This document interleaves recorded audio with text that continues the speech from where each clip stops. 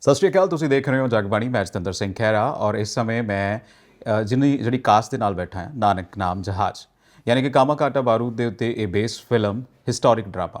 Historic ਜਦੋਂ session create ਕਰਨੇ ਹੁੰਦੇ ਆ ਤਾਂ ਬਹੁਤ ਔਖਾ ਹੁੰਦਾ ਆ। ਐਂਡ ਮੇਰੇ ਨਾਲ now I'm switching to the English because I have with me English cast of this movie. So let's cut to the chase. I have with me Edward and Mark. Welcome in our show. Thank you. Satrika. So how are you doing? How you both guys are doing? Good.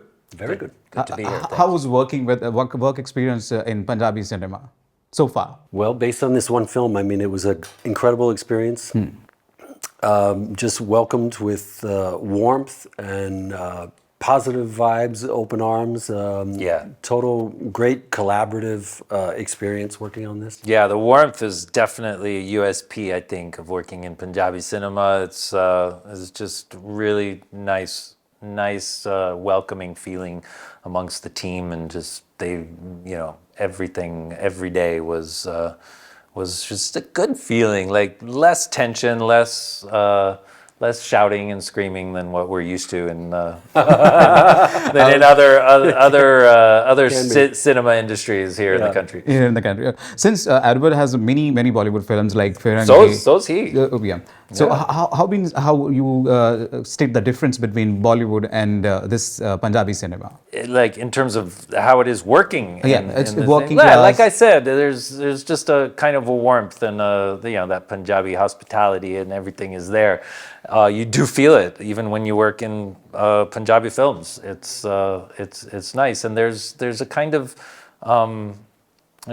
camaraderie and understanding that's there that doesn't require a lot of shouting and galis and everything like what you see and what we've experienced a lot in Hindi cinema. And it's not like that's bad or anything. You get used to it, and that's part of the fun of Hindi cinema as well. Working and just feeling the excitement and the tension and the tension, more hustle. And everything. I think the more hustle in Hindi cinema. Okay, how was your experience, Mark? And how you see the different? Yeah. I mean, the same. Based on that, I mean, we would have a better explanation or a better, answer after a few films. But based on this one film, I mean, it was, we were asked quite a bit, what do you think of the scene? Or is this what you would say? Like, the writer would say, is this how you would say, or what line should we put here? It was such a collaborative experience. And that always makes you feel like, we're participating. It's a bigger participation than just hear your lines, learn the lines, and stand here and deliver the line. And so that's always a good feeling. Okay, what was the atmosphere of the set when you were working in with Punjabi star cast? What was the atmosphere? What you guys eat? What activities apart from the shoot? What you did? Well, in general, the atmosphere was very relaxed. Even as we were saying, like if there were, there's 12 scenes to shoot or whatever, like it just feels relaxed. Everyone's very calm, knowing that we're going to get to all of it. And even if we don't, we can do it tomorrow or whatever. It was just very cool and collected and professional, but relaxed. And in terms of food, we ate a lot of food. Yeah. Okay. So because the food is Punjabis are also so foodie. good. Yeah, food's good. I mean, like, Bollywood के set पे वो खाना कुछ खास नहीं होते आमतौर पर, लेकिन that was a big USP here coming and working in Punjabi cinemas. It's like tell me more about the food. What sort of food you are eating? Name the food and the delicacy you are eating. Have you eaten sweets of Punjabi sweets, jalebi? Jalebi, yes. I'm trying to think of other. I'm very bad with names, but I'm just remember not only filling up my plate once, but filling it up again, which I hardly ever do at home. It was a lot. I love the winter, especially for the makki di roti and sarson da saag. Okay, you got it on set? Yeah. I mean, I can't remember now in this one. I've worked in Punjab before for Hindi films like Farangi, Couple Sharma. We shot a lot. There's this one caterer, Timmy Paji. His food is there anytime you're shooting in the north, and I love it. It's great because the tandoor is always roaring, and the sabzis are amazing. let's come to the picture, the movie. Enough about the food. You started this. About the food. I really want to know what you understand Punjab, how you see the Punjab. So that's what I asked the Yeah, question. yeah. So let's come to the picture. How do you see this historic event, the Kamagatu Maru? How you read the script? How you imbibe that seriousness of that issue?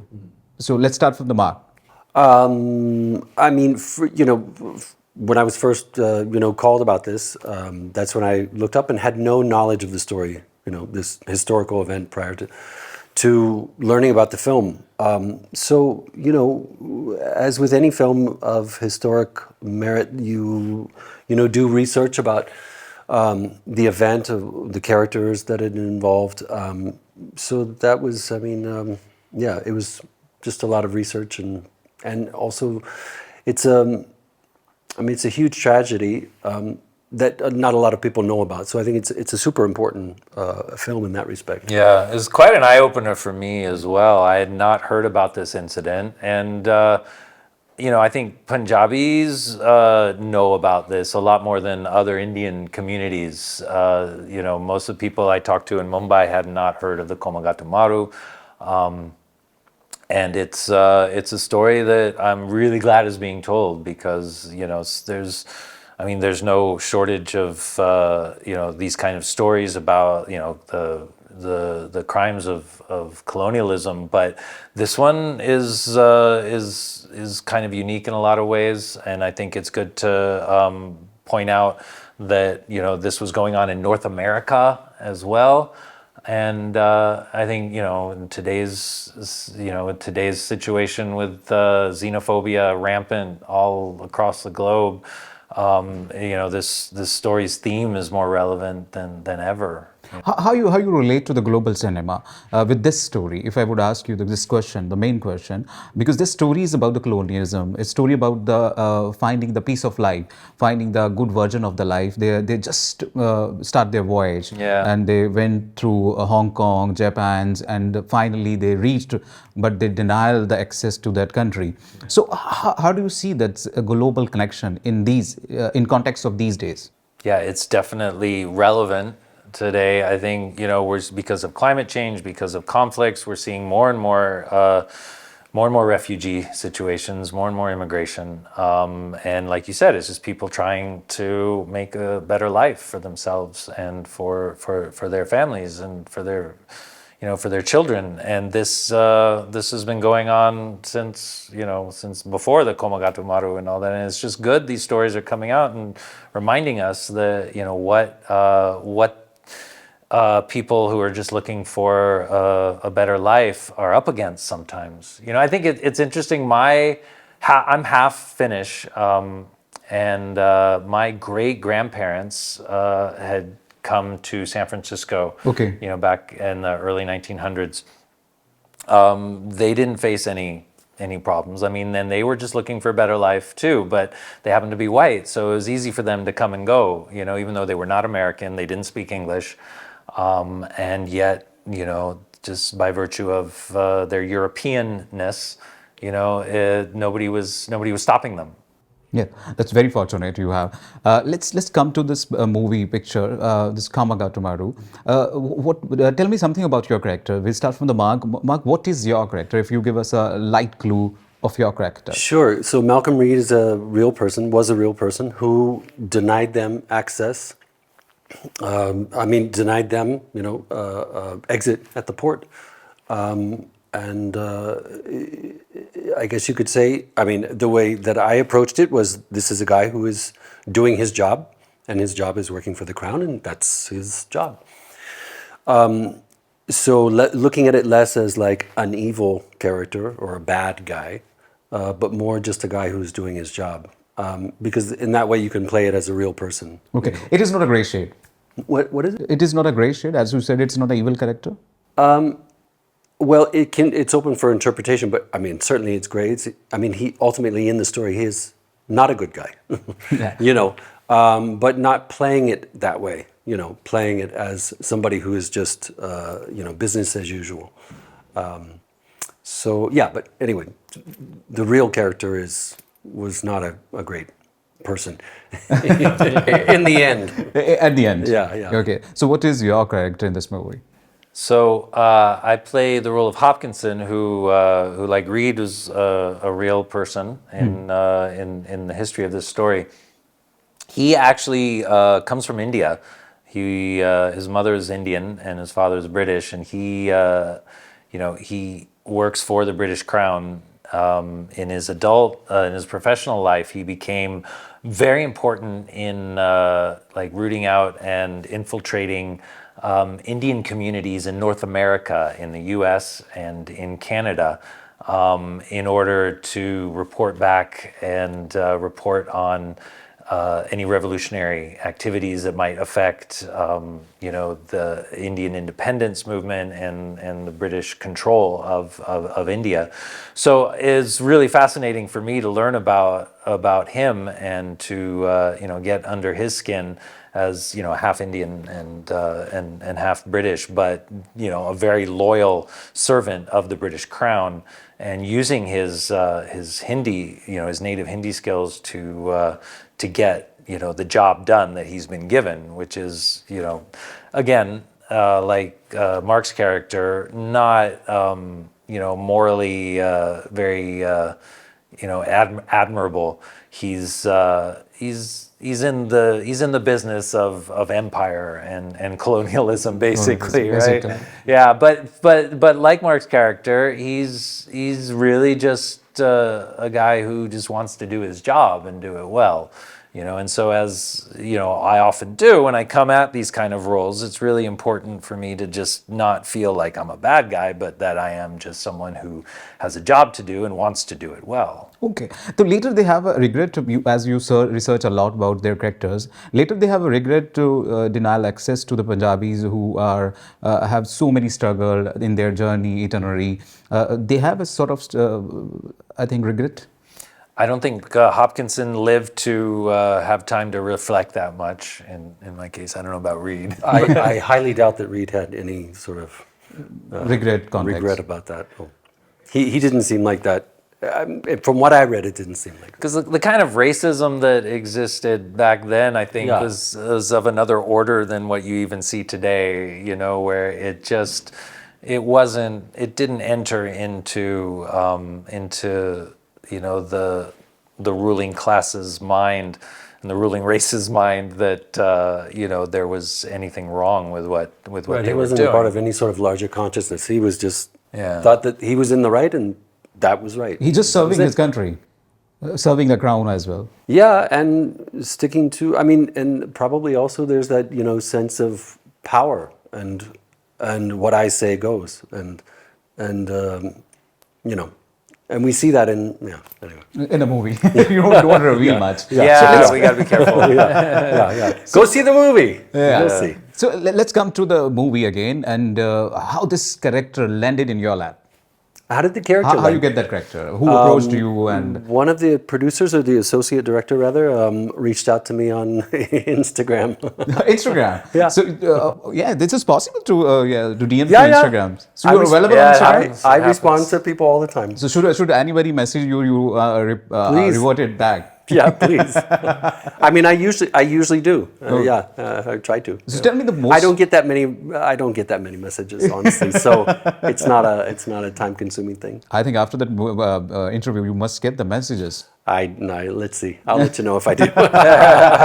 So tell me some detailed story. You get a message on Instagram, and how you revert, and how they approach, when you had a first meeting, and all. Yeah, he just said, I want to talk to you about a film. I said, sure, here's my number. We chatted, and that was it. I said, he was talking about dates, and he told me the story. That sounded pretty interesting. And then he told me about the character, and, we worked on the dates, and that was it. It was pretty straightforward. So you deal by your own? So you don't have a manager? No, I have an agent, yeah. Yeah, you have an agent. So he talking on your behalf, or what?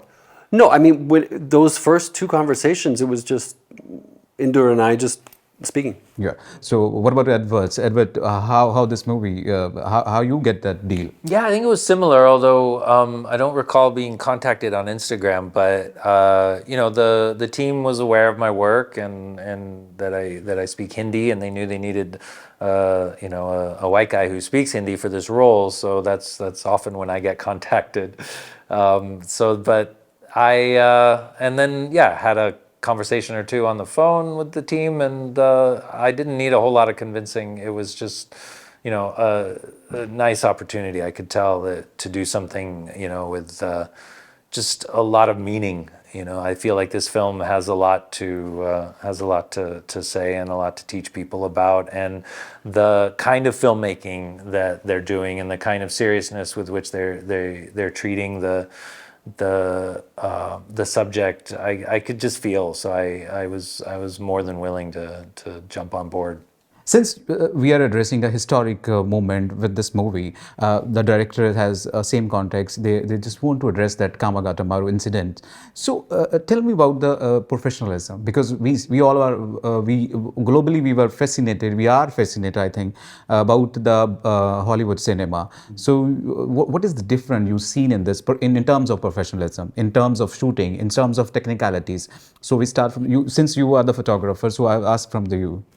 I mean, my experience acting in the States, I think there's the same level of professionalism. I mean, it's the only difference was that we weren't, you know, as does happen sometimes here, you don't get the script until the day of. Okay. So it is a different. Yeah, so that's different. In the States, that would usually never happen, but here it does happen. And so I think they just are, either they're still working on the script and working out the kinks of whatever the scene is, or they just don't want any leaks to happen. But whatever the case, yeah. So we were getting the script, you know, the mornings, Yep. mornings of morning. Before your scene. Yeah, we would get the script a few hours before our scene. Sometimes. Yeah. Sometimes it would come. Sometimes it would come ahead. Yeah, yeah. You know, I'd have a few days, or Yeah. even like, you know, before we left for Vancouver, I know I had some scenes, I think. Yeah. Could work on. But then again, you know, they were working on things and evolving it as we went. So there were also times when we would get it just right on the spot. Sure, that's great. Otherwise, if we talk about the technicalities and the production and floor manager and all, it is the same as in Hollywood. Everything is pretty much the same. Although I would have to say it's probably just a more relaxed atmosphere. Here You in know, Punjabi yeah, production. yeah. There was just something that was very sort of easy about it. Oh, yeah, easy. Yeah, Yeah. which is great. I mean, it's a nice atmosphere to work in. So tell me something about the main lead. You know, have you met to the main lead? Tarsim Jasser? Yeah, totally. You know, met him in Vancouver when we were shooting there. I hadn't met him before. I didn't have scenes with him in the Indian shoots. And I just found him to be, you know, very inspiring actor to work with. And, you know, I was surprised to know that he hasn't really been in a lot of films. His main, I think, profession was you know, music, right? Yeah, he's a singer. Yeah, he's basically a singer. And but as an actor, you know, I was very inspired working with him. He's a method actor, actually, is what I saw. That he doesn't, which means he doesn't, you know, go out of character even when the camera's off. And so, you know, he wasn't talking to me. I wasn't talking to him. He was like very focused. And you know, I was like, okay, I better do the same thing. I tried to learn from, you know, his commitment to his work. But then after Pack Up, he came up to me and we chatted, and he was so warm and so sweet. And ever since then, you know, every time I've chatted with him, I've just been really, really impressed with, you know, despite being, I know what a big star he is, you know, in amongst the Punjabi community. And despite that, he's like so humble and sweet and great to talk to and hang out with. Okay, so Mark, what was your experience? Yeah, same. I mean, I just met him once on the docks in Vancouver, and he was just incredibly gracious and kind and So humble. humble, and just made us feel so warm, welcome, and you know, it was just lovely. Lovely working with it. Okay, to any Punjabi actor to whom you worked in this movie, so you want to take a name or what, if you remember, both of you. I pretty much all our scenes are together. Yeah, with your scenes. I worked with yeah. I worked with quite a few guys that were. It was great. I mean, just the level of commitment, the level of talent, and all of that. I mean, Gogiji is I know he's just done so much work already, and it was clear that I was working with, a really talented and experienced actor once once I was on set with him, and I just felt, like, yeah, this industry is developed. There's, even though it's smaller than the Hindi industry and other regional industries in the South and all that, I know in terms of scope and all of that, there's no lack of talent and professionalism In Punjabi industry. in Punjabi cinema. Okay. Since you both were married to the Indian women, and before this movie, what you heard about the Punjabi community? So, Edward, what you heard about the Punjabi community? Have you heard before this movie about Punjabi? Well, I mean, I think is that the Hindi industry, the Bollywood industry, is very highly influenced, if not dominated, by Punjabis, Ji. right? So the music and the dialogues and all that in Bollywood cinema are so influenced by Punjabi that, as a Bollywood fan myself, obviously I'm exposed to Punjabi culture in that sense, at least. But this is my first Punjabi film. You asked about my wife. She's Gujarati. She's from Mumbai, from the Gujarati community in Mumbai, and so we I don't have like Punjabi relatives as such, but there's so many Punjabis everywhere you go, and you have, everyone has Punjabi friends, and that's in Mumbai it's no exception. So I feel like, living in India means kind of knowing about the Punjabi people and culture. What sort of image you have about Punjab or Punjabis? What sort of what? Image. Just a lot of warmth, a lot of enthusiasm, a lot of love for life, and a lot of passion, willingness to do the right thing and fight for the right thing, and a lot of creativity, and love the music and the beat music. cinema. Yeah, I love Bhangra, man. I love it. And so it's just a very vibrant and passionate culture. Yeah. So what about you, Mark? But have you heard before the Punjabis, or you just heard it when you got a movie? No, when I first came to Mumbai, my first friend, one of the first people I met was Guneet Monga, who is a producer in Bollywood film. Yeah, she's doing a very much great Yeah, work. yeah. So she is one of the first people I met, and she is directly responsible. The book that I do, I came here as a photographer and did this coffee table book about the acting community. And she was one who had some free time, and she said, "Hey, I'll take you." I said, "I want to meet actors and do a photography book on actors." She said, "Yeah, come around and I'll introduce you to some acting friends of mine." And so my first introduction to Punjabi community was through Guneet, and she was just unbelievably generous, so generous with her time and with her opening up her. I would stay with her when I would come. She would come to LA and stay with me. So it was like, she's just an amazing human being. Since this movie is amalgamations of both two cultures, I think British cultures or Indian or Punjabi cultures, how does you get to the skin of this movie? It is difficult to imbibe the same spirit, what we are bringing, what director wants to bring out. I think, again, playing it, I mean, when you get down to what are the basics that we're actually dealing with, we're acting in scenes in a film, so what does it come down to? The small details of that is playing them as real people, which means that they have, let's not forget, these are not good people, but they have senses of humors. They have, you just treat them as normal human beings going about their work and their daily life. So if you play it as a human being, then as a three-dimensional character, then you'll get something interesting, as opposed to, playing it like just a one-dimensional sort of evil person. Albert, the title of this movie is Guru Nanak Naam Jahaz. Do you understand about the Guru Nanak? Do you understand the meaning of that title? What is it, and what is the spirit behind this title? You know, it's interesting. I hadn't thought about it. I mean, the name of the Jahaz was the Komagatumaru. The name of the film is Guru Nanak Jahaz. Guru Nanak, obviously the founder of Sikhism, and a saintly figure, throughout India. So the name of the film, it's a good question. I mean, obviously, as a ship that is carrying, Sikhs that are looking for a better life, Guru Nanak is going to be part of that equation.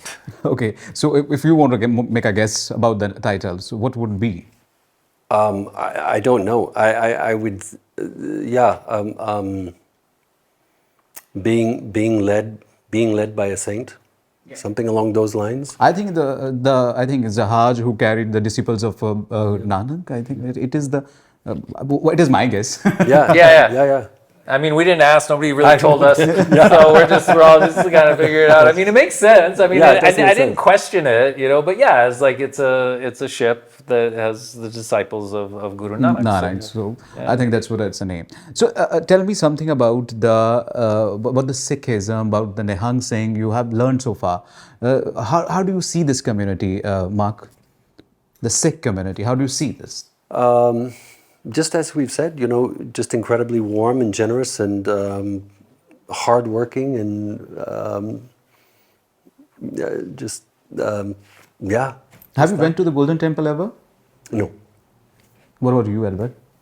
Yeah, I enjoy actually the atmosphere in Gurudwaras, and it's very peaceful. It feels very regenerative, and I've been to the Golden Temple as well. It was beautiful experience, and I think for me, what impresses me most about Sikhism is the sense of duty, of charity, and just helping others and helping the community, and whoever comes, for langar is fed, and that's such a beautiful thing that I think really encapsulates, how the world, should see Sikhism. That this sense of feeding, not just with food, but with knowledge, with setting an example for how to be compassionate members of society. That's how that's the kind of, I don't know, just the feelings that I have around it. Yep. Well, this is my interview, and I think it's very good to have you both in my show. So tell me something about at the end of this movie, at the end of this interview.